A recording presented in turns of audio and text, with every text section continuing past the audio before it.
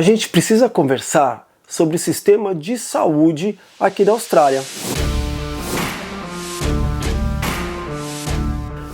Namastê, Bit, você tá bem? Você tá legal? Eu quero saber. E eu tô assim, ó, assim. Obrigado por perguntar. Mas, ó, independente de estar desse jeito, é porque na verdade eu tô com raiva. Então, eu acho que esse vídeo é mais um desabafo. Você vai entender.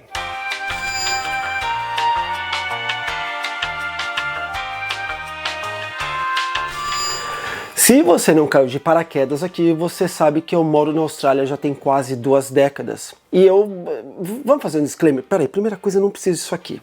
Não tô lendo nada. Eu amo esse país. Eu sempre deixo isso claro. Mas, apesar de amar esse país, eu também acho que às vezes a gente precisa desmistificar esse paraíso que as pessoas criam. As pessoas têm mania de falar, e eu me incluo no meio disso, tá? De que isso aqui é perfeito. Quer dizer, me incluo mais ou menos, porque, olha, eu desço a lenha também na Austrália. Mas a gente sabe que a Austrália tem muitas coisas que funcionam, mas quando não funcionam, olha, eles são mestres em fazer com que você passe por apertos. Então, como eu disse no começo desse vídeo, a gente vai falar um pouco sobre o sistema de saúde aqui da Austrália. Vamos deixar uma coisa bem clara.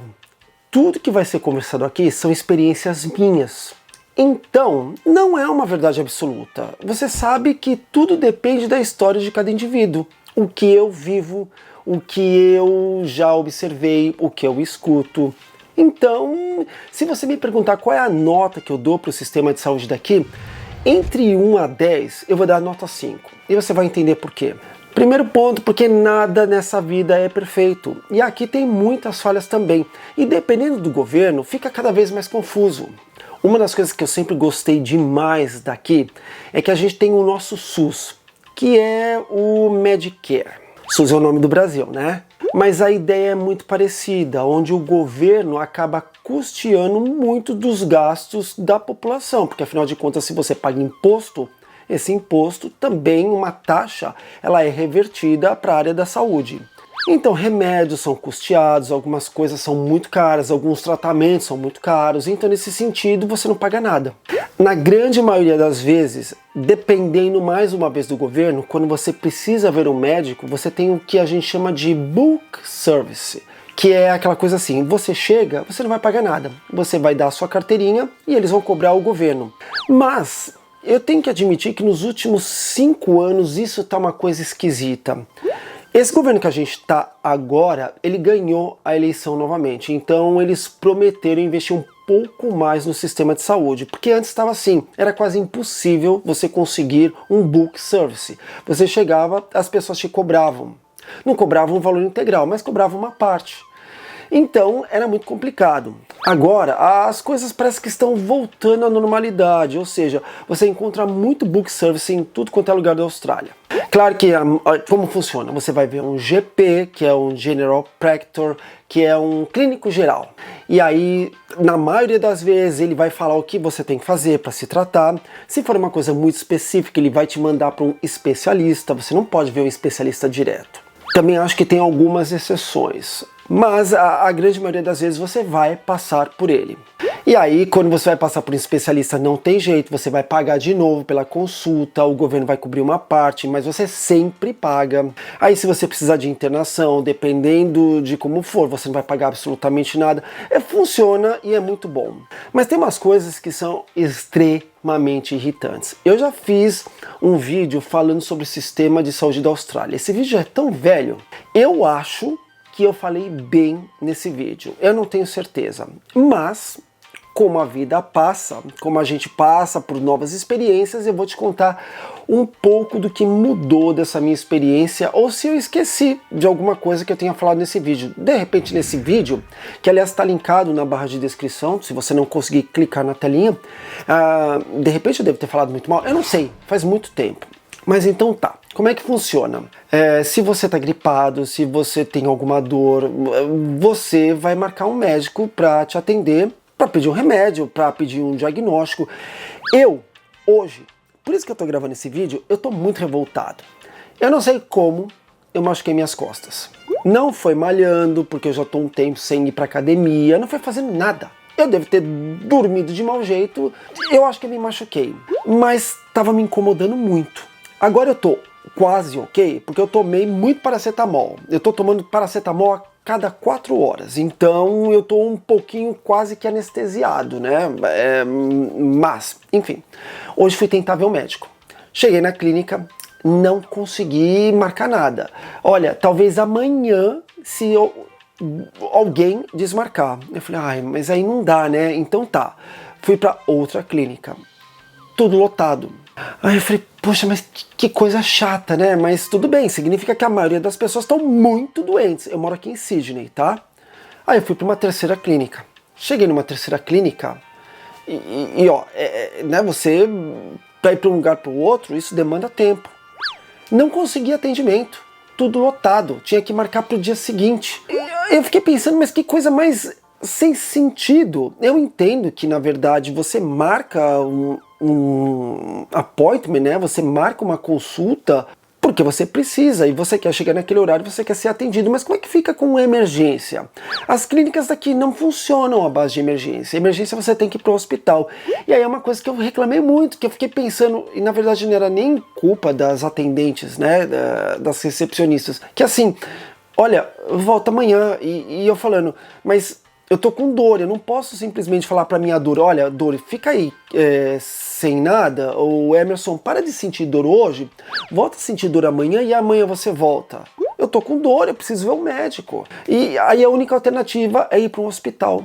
Aí, isso já tinha me causado uma revolta, porque depois de ir para tantas clínicas diferentes, o que ia resolver ir para um hospital? Eu já vou falar do hospital, qual que é a minha percepção, tá?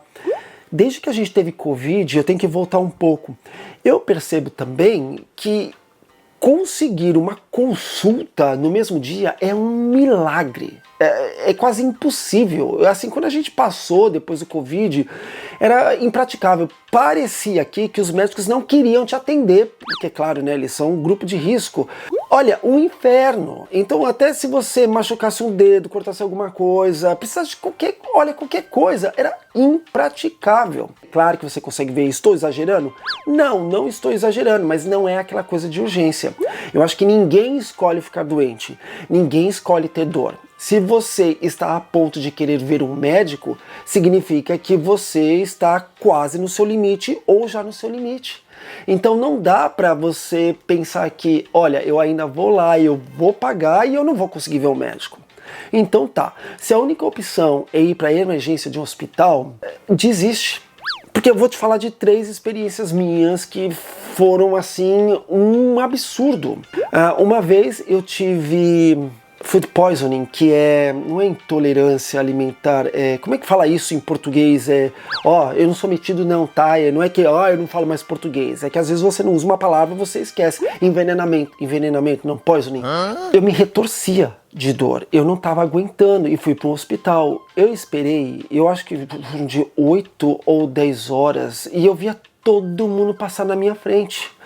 E aquilo ia me causando uma revolta. Eu falava, não é possível. Eu acho, eu não me lembro, que eu fiz um escândalo uma hora que eu falei, eu não tô aguentando mais de dor. E aí um médico veio e me atendeu, porque você passa por uma enfermeira e a enfermeira vai fazer uma consulta com você e ela vai colocar qual é a gravidade do seu caso. E aí sim, outras pessoas que vão chegando na frente talvez vão esperar um pouco mais, outras pessoas vão esperar um pouco menos.